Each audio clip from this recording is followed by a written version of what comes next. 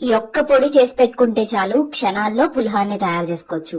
హాస్టల్లో ఉండే వాళ్ళైనా, బ్యాచిలర్స్ అయినా, అలానే మార్నింగ్ లంచ్ బాక్స్ పెట్టాలనుకున్నప్పుడైనా చాలా బాగా యూజ్ అవుతుంది. పాన్ లోకి 4 టీ స్పూన్ల నువ్వులు వేసుకుని వీటిని దోరగా వేయించుకుని పక్కకు పెట్టుకోండి.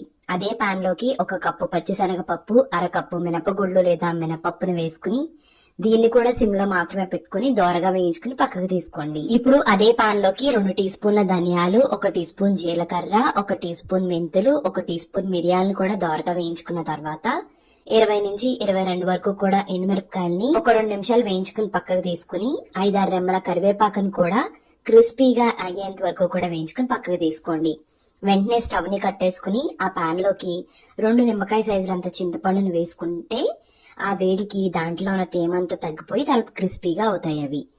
ఇవన్నీ చల్లారిపోయిన తర్వాత మిక్సీ జార్ లోకి అన్ని కూడా వేసేసుకుని మెత్తగా గ్రైండ్ చేసుకోండి.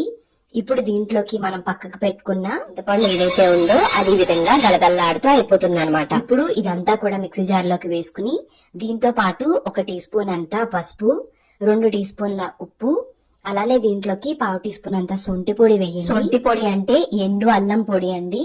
అలానే దీంట్లోకి 2 టీ స్పూన్లంత బెల్లం పొడి, అలానే 1/2 టీ స్పూన్ ఇంగువ వేసుకుని ఇది మెత్తగా గ్రైండ్ చేసుకుంటే మనకి పులిహోర ప్రీమిక్స్ రెడీ అయిపోతుంది.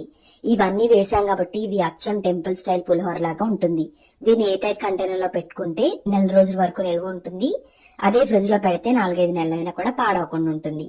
దీంతో పులిహోర చేసుకోవడం కోసం ఆయిల్ లోకి 2 టేబుల్ స్పూన్ల వేరుశనగ గుళ్ళని ఇలా సగం వరకు వేగిన తర్వాత 1/2 టీ స్పూన్ ఆవాలు, 1/2 టీ స్పూన్ కన్నా తక్కువ జీలకర్ర, 1 టీ స్పూన్ అంతా పచ్చిశనగపప్పు, 2 పచ్చిమిరపకాయలు, 1 ఎండుమిరపకాయ, 1 రెమ్మ కరివేపాకును దోరగా వేయించుకుని పక్కకు తీసుకోండి. ఇక్కడ చూపిస్తున్న ఈ గ్లాస్ తో బియ్యాన్ని తీసుకుని దాంతో రైస్ ని కుక్ చేసుకున్నానండి. దాంట్లోకి మనం ముందుగా రెడీ చేసి పెట్టుకున్న పులిహోర ప్రీమిక్స్ ని 2 టీ స్పూన్లు వేసుకుని అలానే మనం ముందుగా తాలింపు పెట్టుకున్నాం కదండి, అదంతా కూడా వేసుకుని మొత్తం అంతా కలిపేసుకుంటే మనకి పులిహోర రెడీ అయిపోతుంది. టేస్ట్ చూసుకుని ఉప్పుని కూడా అడ్జస్ట్ చేసుకోండి. ఇప్పుడు మీకు ఇక్కడ డౌట్ రావచ్చు, బ్యాచిలర్స్ కి ఇదంతా ఎలా వీలవుతుందని.